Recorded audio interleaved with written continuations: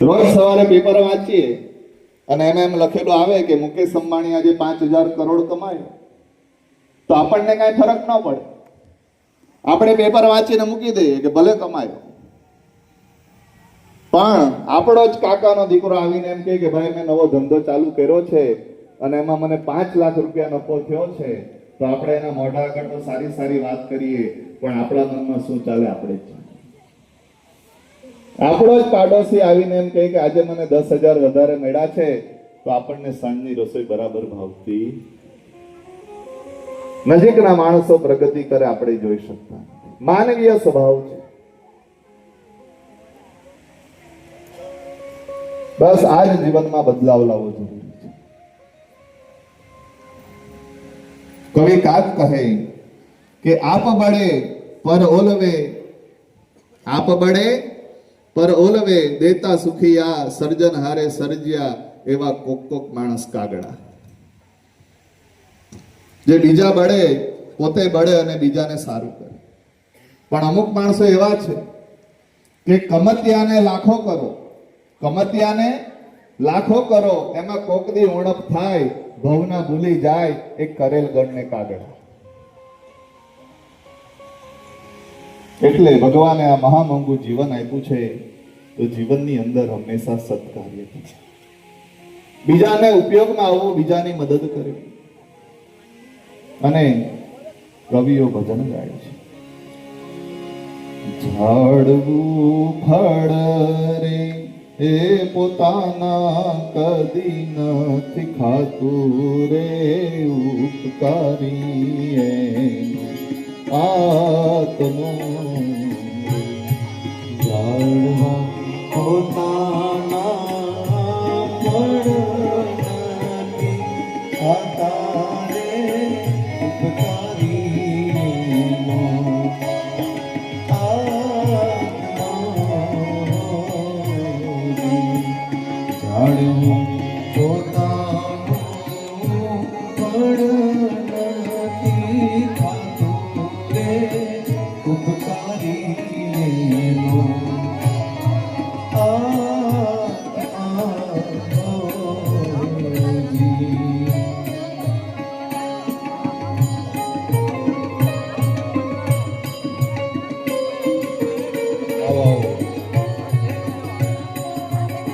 આવો બેન આવો. દિનવાડાથી બહેનો આવી છે, આગળ આવી જાઓ.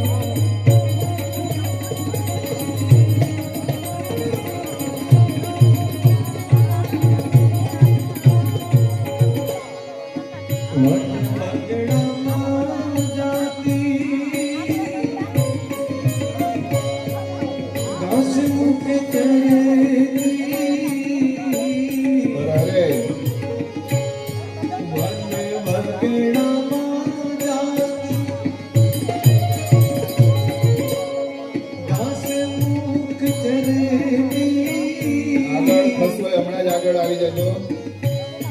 ચાલુ કથાએ કોઈ આગળ નહીં આવતા.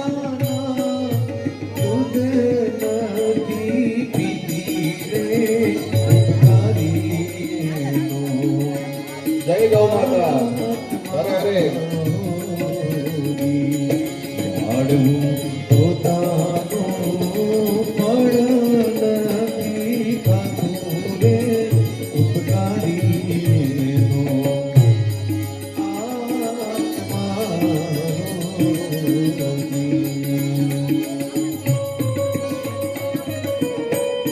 હરિ બોલ.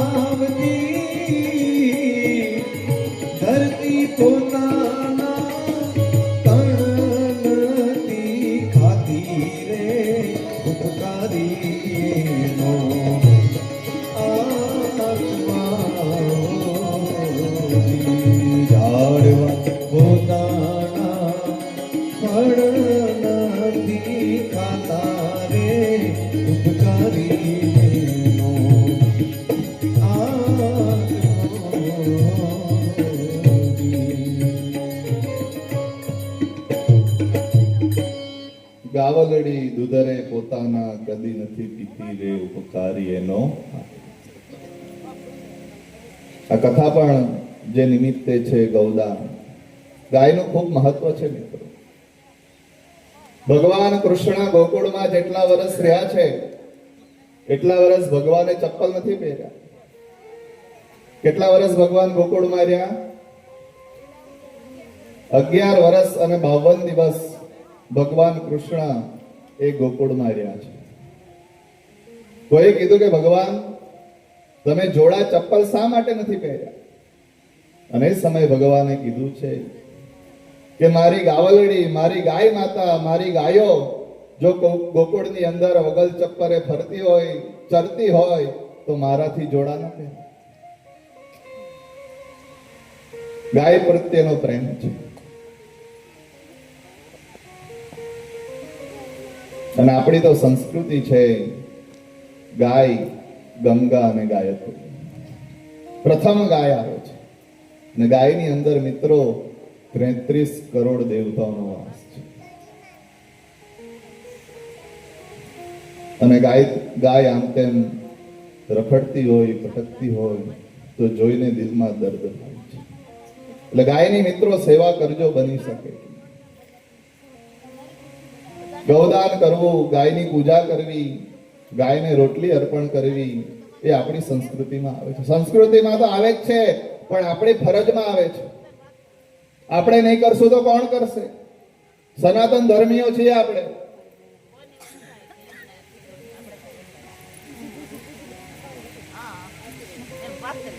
જેના દૂધના સહારે આપણો ઉછેર થયો હોય, આપણા બચ્ચાનો ઉછેર થયો હોય અને એને આપણે રસ્તા પર રખડતી મૂકીએ, કેટલા ટકા વ્યાજબી છે?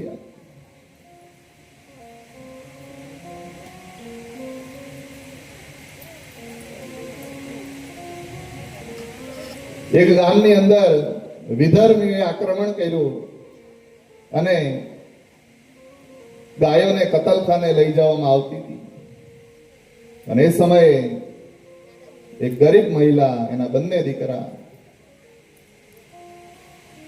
એના દીકરાને કીધું કે દીકરા જા ગાયોની રક્ષા કર. અને ગરીબ મહિલાનો એક દીકરો ગાયની વારે જાય છે,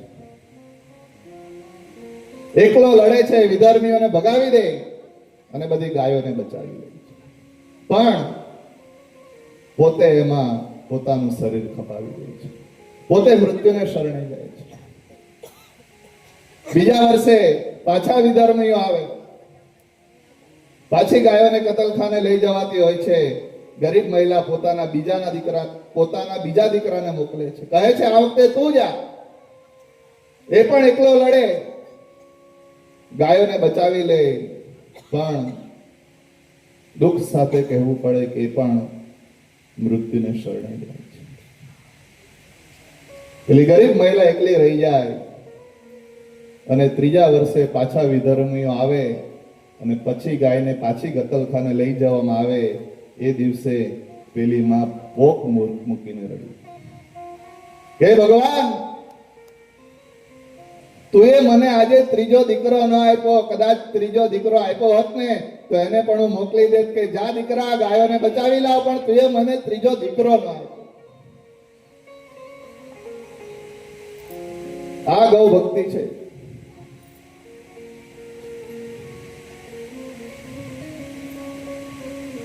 માટે બે હાથ જોડીને વંદન કરી અને તમને નમ્ર અપીલ કરું કે ગાયની બની શકે એટલી સેવા કરો.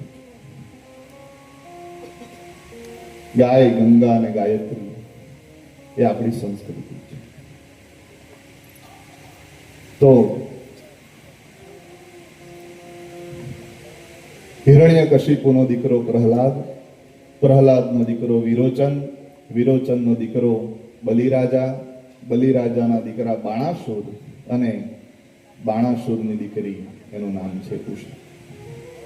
એક વખત બાણાસુર ભગવાન શિવ એ તાંડવ નૃત્ય કરતા હતા.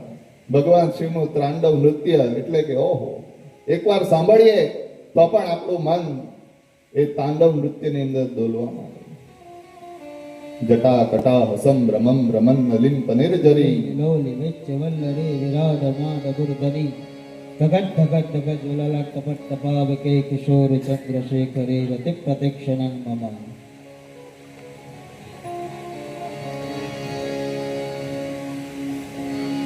जटाटवी गलज्जल प्रवाहि पावितस्थल गले वलम्ब लम्बितं भुजङ्ग तुङ्गमालिकम् डमक डमक डमक डमक नाद वण्डमर्यं चकार चण्ड ताण्डवं तनोतर शिव शिवम्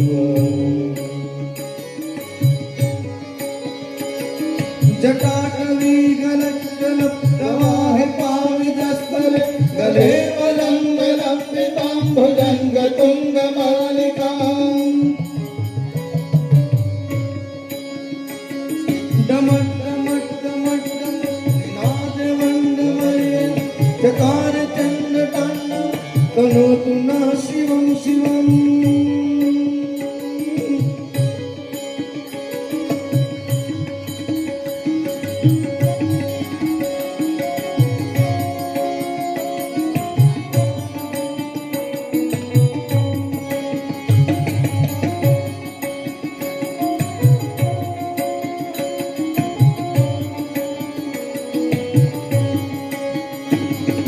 शैली शुंग संविशाल जटाजूट चंद्रवा गंग की तरंग माल विमल नील गावे હર હર ભોલે હર હર શંભો જય તાંડવ लाल लाल चंदन की कोरी काल कुमकुम सिंदूर गुलाल भगुटी बरसाए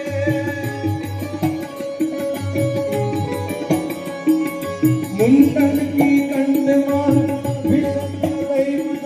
फटिक जाल रुद्रमाल हर दयाल राधे बम बम बम बम बम बम बम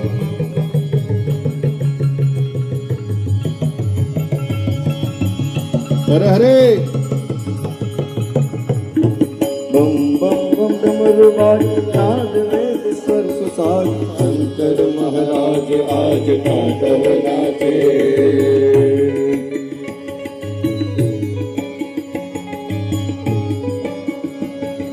शंकादिक सुर समाज प्रमोदित मन देवराज करणी मुनि मन विराज रिद्धि सिद्धि दानी प्रथम ओंकार वर्ण स्वर्ण मुनिज्ञान अक्षर स्वर निराकार वैग्रीश वाणी હરે હરે बम बम बम डमरू राज नाद रोल स्वर साज शंकर महाराज आज तांडव नाचे भोले महाराज आज तांडव नाचे शंकर महाराज आज तांडव नाचे શિવ ભગવાન તાંડવ નૃત્ય કરે છે અને એમાં શોણિતપુરનો રાજા આજે બંને હાથે ઢોલો ગાળે છે.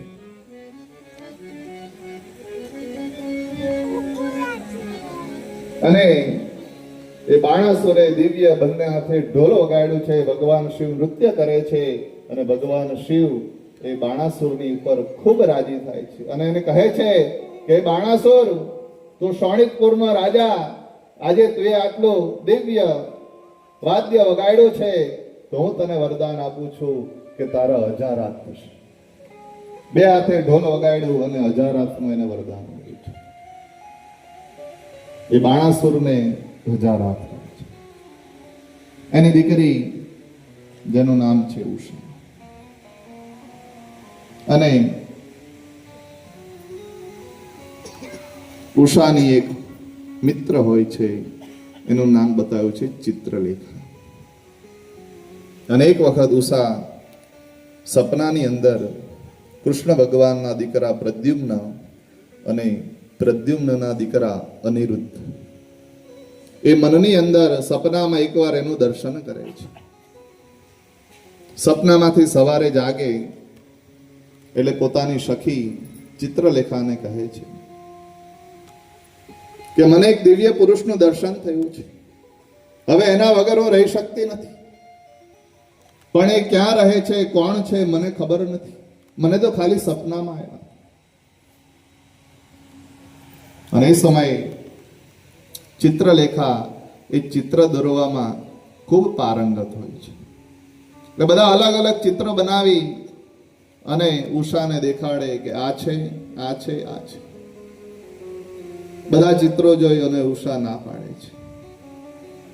અને એમાં યોગાનું યોગ એક વખત એ ચિત્રલેખા ભગવાન કૃષ્ણનું ચિત્ર દોરે છે.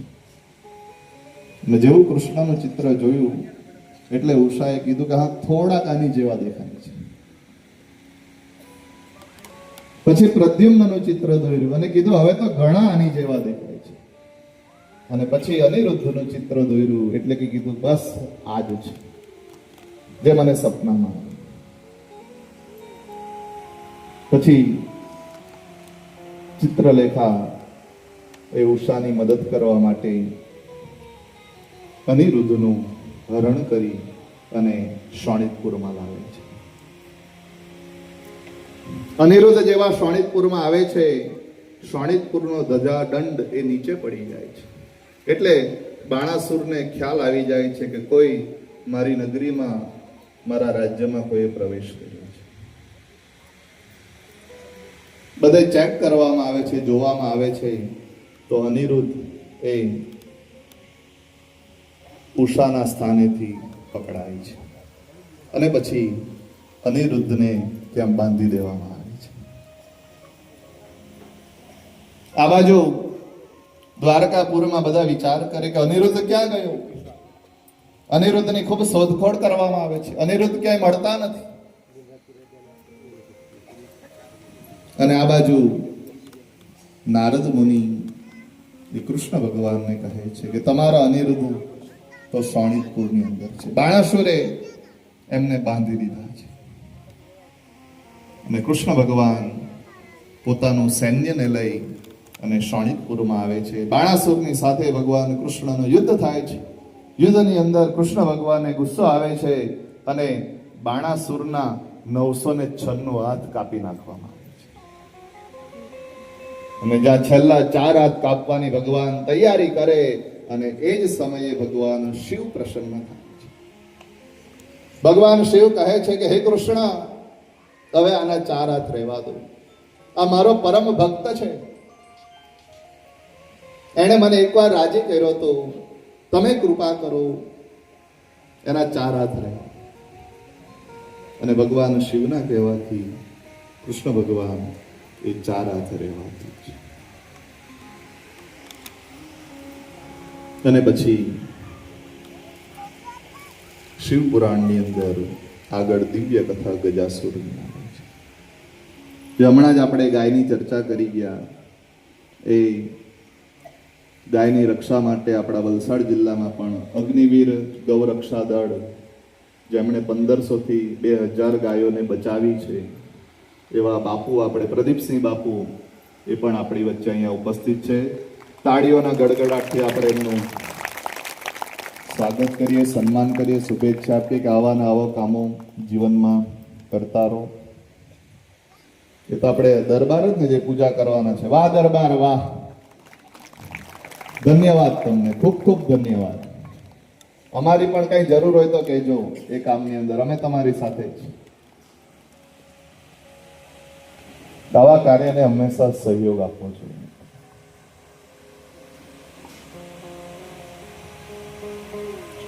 ઓખા હરણની કથા કહી. એમ તો કચ્છ કાઠિયાવાડમાં આઈ થિંક વૈશાખ મહિનાની અંદર ઓખા હરણનું ચૈત્ર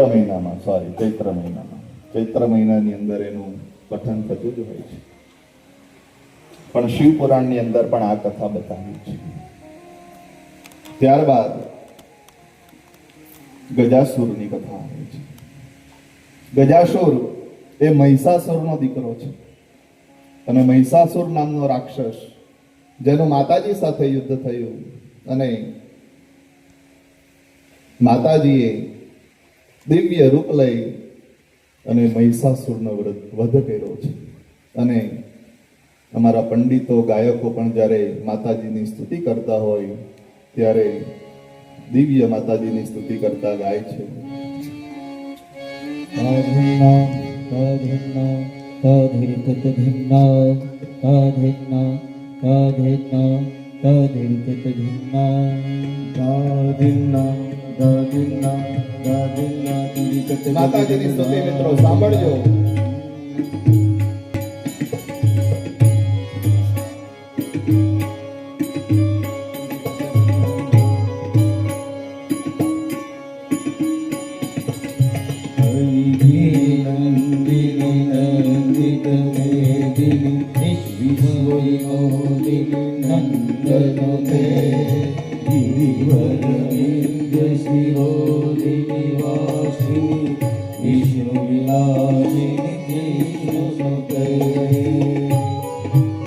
જય માતાજી, જય પાદર દેવી માં, જય અંબે માં, જય નવદુર્ગા, જય આશાપુરા. भगवती है शक्ति कंद कुटुंबिनी भूरि कुटुंबिनी भूरि जय जय हे महिषासुरमर्दिनी रम्य कपर्दिनी शैलसुते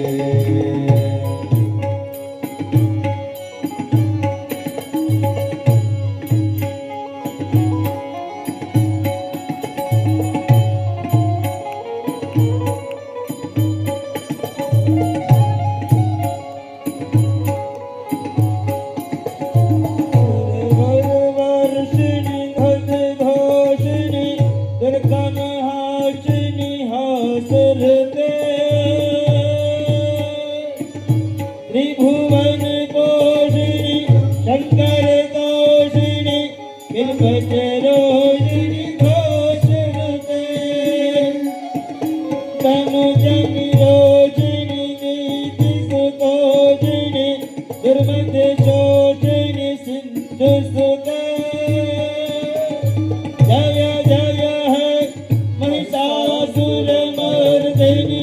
रम्य कपर्दिनी शैलसुते रम्य कपर्दिनी शैलसुते रम्य कपर्दिनी शैलसुते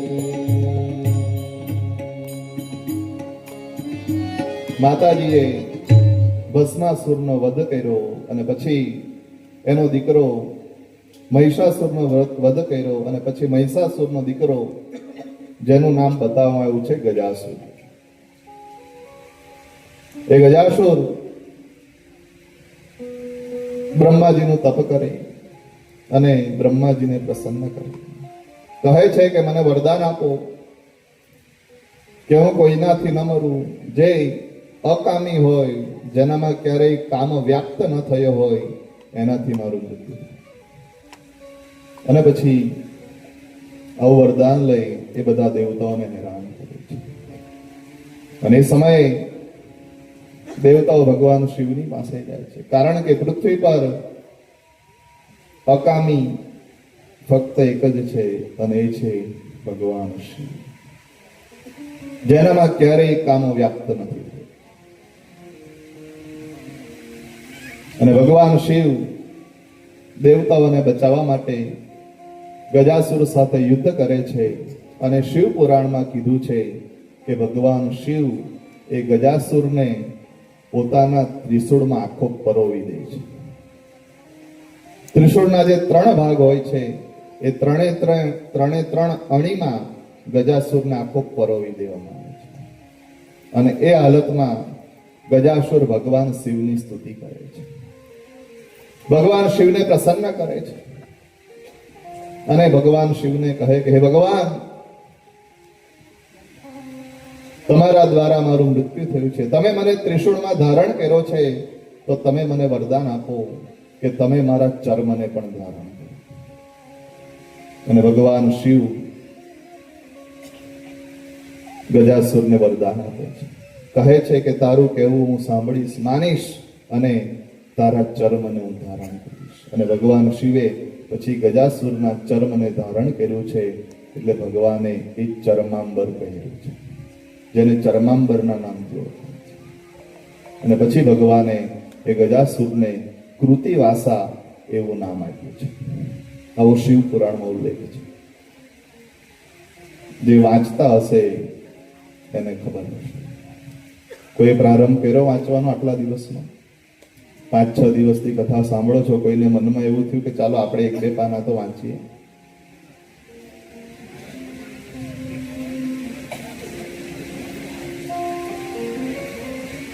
ભગવાનની કથા શ્રવણ કરો, વાંચો, અધ્યયન કરો, જો જીવનની અંદર સુખ મેળવવું. આવી ગજાસુરની કથા કહી અને પછી ખૂબ સુંદર કથા, જેનું મહત્વ આપણે સમજવાનું હોય છે, એવી નંદિકેશ્વરની કથા શિવપુરાણમાં કીધી છે. ભગવાન શિવના મંદિરે જાઓ તેમાં પ્રથમ જ જેના દર્શન આપણને થાય એ નંદી અને કાચબો. તો નંદી શા માટે હોય છે એની કથા હવે આવે છે. ગઈકાલે આપણે કથા જોઈ કે ત્યાં ગણપતિ દાદા તો હોય, એ તો પરિવારમાં છે, પણ એની સાથે હનુમાનજી હોય. એ હનુમાનજી શા માટે હોય એ હવે તમે બધા જાણી ગયા છો. તો આગળ જે નંદી હોય એની કથા હવે આવે છે. પૂર્વે શિલાદ નામના એક મુનિ હતા, જેમને કોઈ પુત્ર ન હતો, કોઈ પુત્રી ન હતી. અને એ શિલાદ નામના ઋષિએ ઘણા વર્ષો સુધી ભગવાન શિવનું તપ કર્યું છે. ભગવાન શિવનું તપ કર્યું એટલે ભગવાન શિવ એ શિલાદ નામના ઋષિને પ્રસન્ન થયા છે. કીધું છે, માંગો તમને શું જોઈએ? અને શિલાદ નામના ઋષિએ કીધું કે ભગવાન, તમે જો પ્રસન્ન હો, તમે જો રાજી હો, તો તમે જ મારે ત્યાં પુત્ર બનીને આવો. અને ભગવાન તો ભોળા છે, ભગવાન હંમેશા ભક્તને આધીન છે. અને ભગવાને માની લીધું કે સારું, હું તારે ત્યાં પુત્ર બનીને આવીશ. અને ભગવાન શિવ એ શિલાદ નામના ઋષિને ત્યાં પુત્ર બનીને આવ્યા છે. અને જેવું પુત્ર તરીકે ભગવાનનું પ્રાગટ્ય થયું અને શિલાદ નામના ઋષિ ખૂબ આનંદમાં આવી જાય છે. એમને ખૂબ ઉત્સાહ થાય છે, ખૂબ આનંદ વ્યક્ત કરે છે. ખૂબ આનંદમાં આવી જવાથી એ પુત્રનું નામ નંદી રાખવામાં આવે છે. કારણ કે એમને ખૂબ આનંદ થયો, આનંદ થયો એટલે એનું નામ રાખવામાં આવ્યું નંદી. આવું શિવ પુરાણમાં કીધું છે.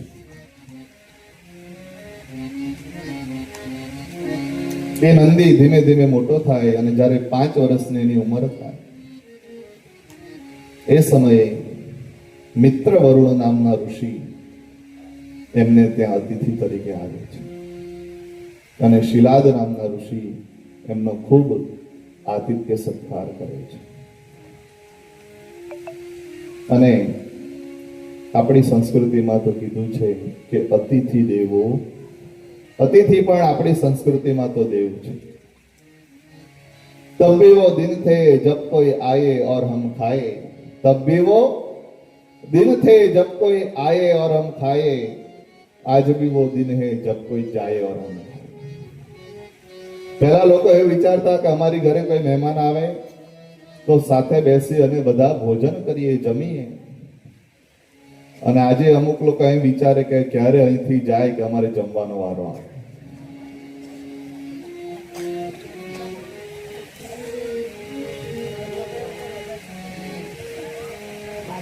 એક ભાઈ એક જગ્યાએ મહેમાન તરીકે જતો હતો. એટલે પેલા પતિ પત્ની 5મે માળે રહેતા હતા. એટલે ઉપરથી જોઈ ગયા કે આ આપણી ઘરે આવે છે મહેમાન તરીકે, જલ્દી જાય એમ છે નહીં, આપણે કઈ યુક્તિ કરવી પડશે. એટલે બંને જણાએ પ્લાન બનાવ્યો કે મહેમાન આપણી ઘરે આવે ને એટલે આપણે તરત વાસણ ખખડાવવા માંડવું, એટલે કે બાંધણ ચાલુ કરી દેવાની, લડવા માંડવાનું. એટલે આપણી લડાઈ સાંભળીને પેલો મહેમાન આમ બંને પ્લાન બનાવી નાખ્યો. અને જેવો પેલો મહેમાન આવ્યો એટલે પેલા ભાઈએ કીધું આવો આવો મહેમાન બેસો. ઘરમાં બૂમ મારી, સાંભળે છે મહેમાન આવ્યા છે, ચાલ આવો. પેલે કીધું હાલ આવું છું, એમાં જોરથી શા માટે બોલો છો? મહેમાનને શરબત બનાવી આપો એટલે અંદરથી કીધું આ બને છે. તમે દર વખતે આવું કરો છો, જોરથી બોલો છો. મારા પિયરિયા આવે ત્યારે પણ આવું કરો છો. આમ કરીને બંને જણા ઝઘડવાના. એટલે પેલો મહેમાન તો ઘરની બહાર વયો ગયો કે આમાં કઈ મારો મેળ પડે એમ. જેવો પેલો મહેમાન બહાર ગયો એમાં પેલા પતિએ કીધું કે જોયું મેં કેટલી મસ્ત એક્ટિંગ કરી, મારી એક્ટિંગ તને કેવી લાગી? એટલે પેલી પત્નીએ કીધું તમારી તો શું, તમારી કરતા મારી એક્ટિંગ કેટલી સારી હતી કે તરત એ જતો રહ્યો. ત્યાં જે પેલો બહાર મહેમાન ગયેલો હતો ને એ પાછો અંદર આવીને કીધું તમને બેવને મારી એક્ટિંગ કેવી લાગી? હું તો ખાલી એમ જ બહાર ગયો છું.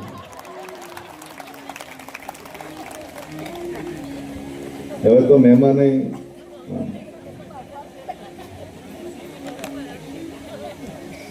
અતિથિ દેવો ભવ. મિત્ર અતિથિનો જેટલો સત્કાર કરે એટલો.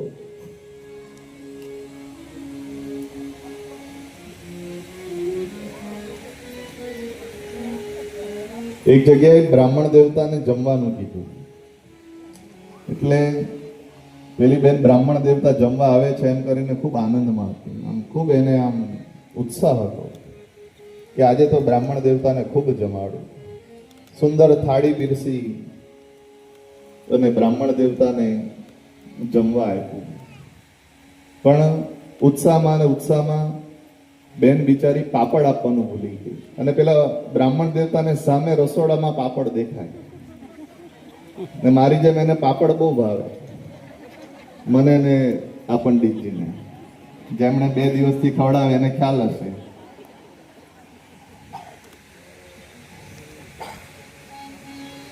એટલે પેલા બ્રાહ્મણ દેવતાએ વાત ચાલુ કરી કે બેન આજે તો તમારી ઘરે જમવા આવતો તો પણ વાત જવા દો.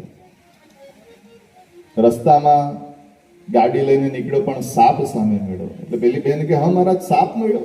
અરે બેન કાળો સાપ. પેલી બેન કે મહારાજ એવું થયું? કેટલો મોટો હતો? તે કે બસ અહીંથી ઓલો પાપડ દેખાય છે ને એટલો. એટલે પેલી બેનને યાદ આવી ગયું કે હું તો પાપડ આપવાનું. પણ અતિથિ દેવો ભવ. અતિથિને પણ દેવ કીધું છે. જેટલો પણ આતિથ્યમ શિવ પૂજનમ પ્રતિદિનમ મિષ્ટાન પાનમ ગૃહે. જેની ઘરે રોજ મહેમાન આવતા હોય સમજવાનું ભગવાનની કઈ કૃપા છે. આતિથ્યમ શિવ પૂજનમ પ્રતિદિનમ. જેની ઘરે રોજ શિવ પૂજા થતી હોય વિચારવાનું ભગવાનની કઈ કૃપા છે. આતિથ્યમ શિવ પૂજનમ પ્રતિદિનમ મિષ્ટાન પાનમ ગૃહે. અને જેની ઘરે જમવામાં રોજ કઈ ને કઈ સારું બનતું હોય તો વિચાર કરવાનો ભગવાનની કઈ કૃપા છે. તો મિત્ર વડુન નામના ઋષિ અતિથિ સ્વરૂપે અહીંયા શિલાદ ઋષિને ત્યાં આવે છે અને શિલાદ ઋષિ એનો ખૂબ આતિથ્ય સત્કાર કરે છે. એના દીકરાને દર્શન કરાવે છે. કહે છે કે હે મિત્ર વરુણ ઋષિ, આ મારો દીકરો છે, એનું નામ નંદી છે, તમે એનું ભાગ્ય જુઓ. અને એ સમયે મિત્ર વરુણ નામના ઋષિ એનું ભાગ્ય જુએ છે અને ખૂબ ભારે હૃદયે કહે છે કે હે શિલા, આજે તારો દીકરો છે એ હવે ફક્ત 1 વર્ષ જીવશે. આવતે વર્ષે એનું મૃત્યુ લખાયું છે. અને એ સમયે શિલાદ ઋષિ ખૂબ દુઃખ અનુભવે છે કે જેના જન્મથી હું આટલો ઉત્સાહિત હતો, આટલો ખુશ હતો, એ 1 વર્ષમાં મને છોડીને જતો રહેશે. ખૂબ ચિંતા કરે છે. આવું કઈ મિત્ર વરુણ નામના ઋષિ ત્યાંથી પોતાના સ્થાને જતા રહે છે. અને આ બાજુ પેલો દીકરો એના પપ્પાની સ્થિતિ જુએ છે. કહે છે કે હે પિતાશ્રી, તમે કેમ આટલા નિરાશ દેખાવ છો? શું થયું? અને એ સમયે શિલાદ નામના ઋષિ એના દીકરાને કહે છે કે હે દીકરા, આવતા વર્ષે તારું મૃત્યુ લખાયું છે, માટે મને ખૂબ દુઃખ થાય છે. શું કરું? અને પિતાશ્રીનો આવો ચહેરો જોઈ, શિલાદ ઋષિનો આવો ચહેરો જોઈ નંદી વિચાર કરે કે હવે મારે કંઈ કરવું પડશે. મારાથી મારા પિતાજીનું દુઃખ જોવાતું નથી. અને સાચા સંતાનો એને જ કીધા છે કે જે મા બાપની ચિંતા કરે, મા બાપના દુઃખને અનુભવે. આપણે ત્યાં દીકરો જન્મે એટલે શું વેચે બધા? પેંડા. જે દીકરાના જન્મ વખતે મા બાપ પેંડા વેચે, એ જ દીકરા મોટા થઈ અને પછી મા બાપને વેચે કે મમ્મી તારી સાથે અને પિતાશ્રી મારી સાથે. જીવતા જેવું મા બાપને ચૂપ કરે કે તમને કઈ ખબર ન પડે, તમારે ચૂપ બેસી રહેવાનું. જીવતા જેવું મા બાપને ચૂપ કરે અને એના ગયા પછી ફોટા આગળ મોટા મોટા ધૂમ કરે. ક્યાં ગઈ આપણી સંસ્કૃતિ? ક્યાં ગયા આપણા સંસ્કારો?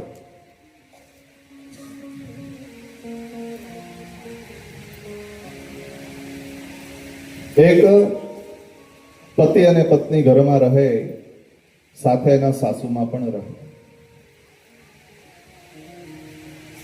અને નક્કી વાત છે કે સાસુ વહુનું તો જયનું ન જ હોય.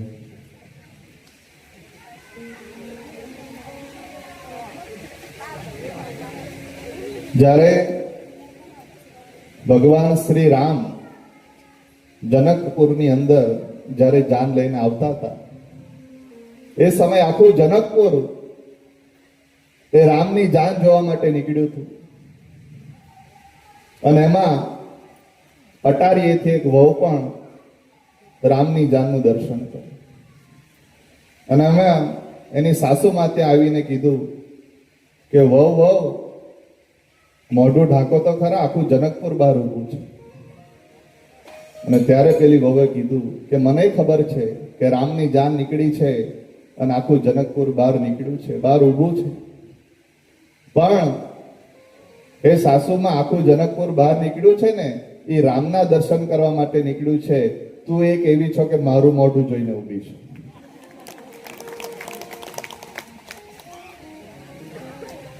એટલે પત્નીનું અને માનું જાયનું નહીં, સાસુ વહુનું જાયનું નહીં. એટલે પેલો પતિ વિચાર કરે, પતિ પત્ની બંને વિચાર કર્યો કે માને હવે આપણે વૃદ્ધાશ્રમમાં મૂકીએ. અને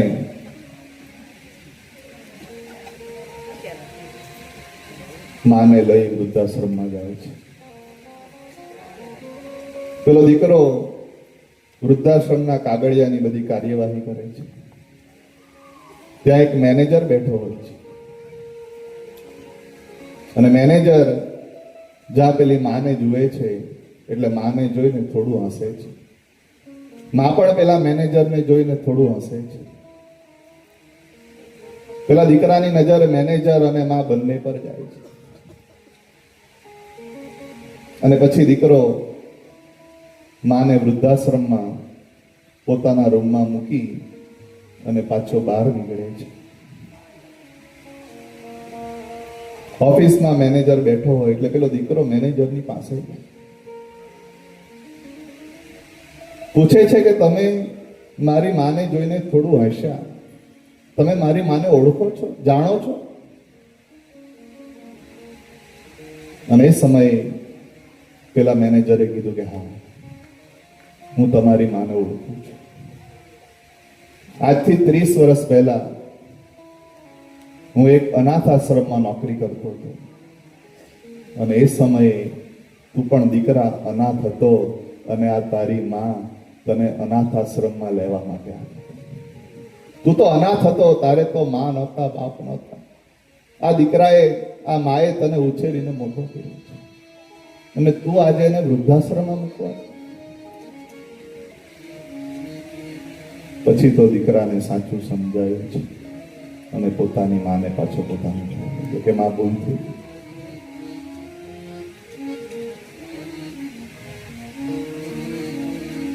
એક માં અને દીકરા વચ્ચે લડાઈ થઈ.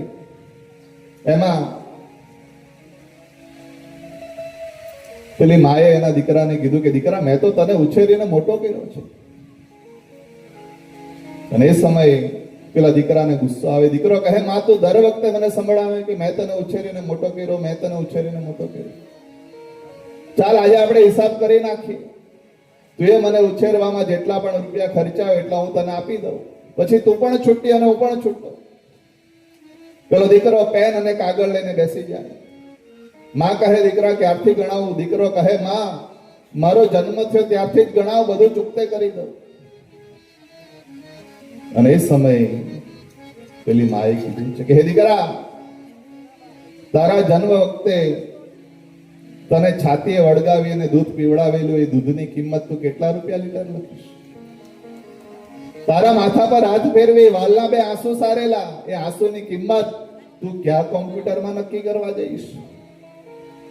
જ્યાં આ બે વાત પોતાની માતાના મોઢામાંથી સાંભળી છે, જે દીકરાએ પેન અને કાગળ હિસાબ લખવા માટે લીધા હતા એમાંથી શબ્દો સરી પડ્યા કે તુમને અદા કી મુझे जिंदगानी मगर तेरी महिमा नहीं मैंने जानी कर्जदार इतना होगा कि अब कर्जा चुकाने को काबिल नहीं.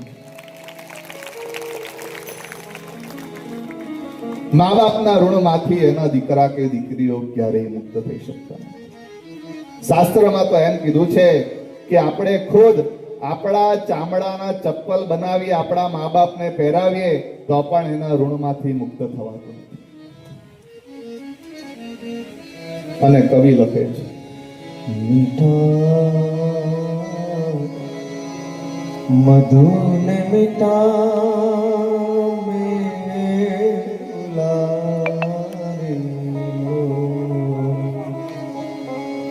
પણ એથી મીઠે મોરી ચલની જોડ સકી નહીં જડે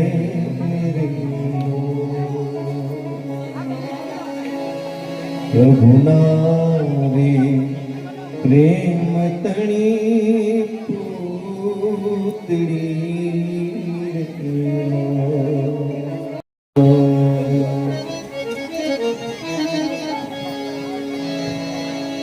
વર્ષે ઘડી કવ્યો ઘડી રેલો પણ માડી નો મેઘ બાર માસ જો જનની જોડ સકી નહીં જડે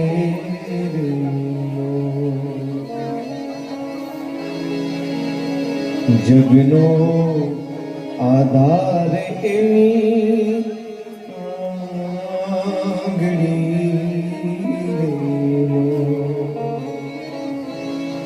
પણ કાળજામાં કેક ભર્યા કોડ રે જનની જોડ સકી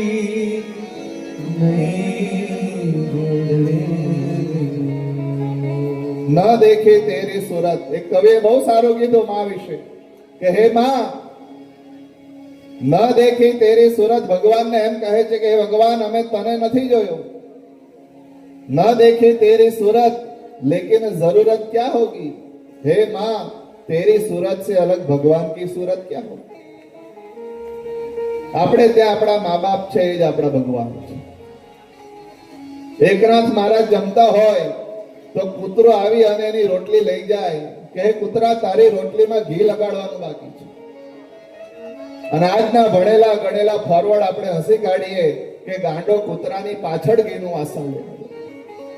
એ આપણી વિચારધારા.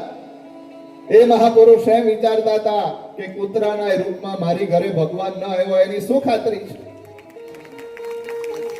એને કૂતરામાં પણ ભગવાન દેખાતા હતા અને આપણને આપણા મા બાપ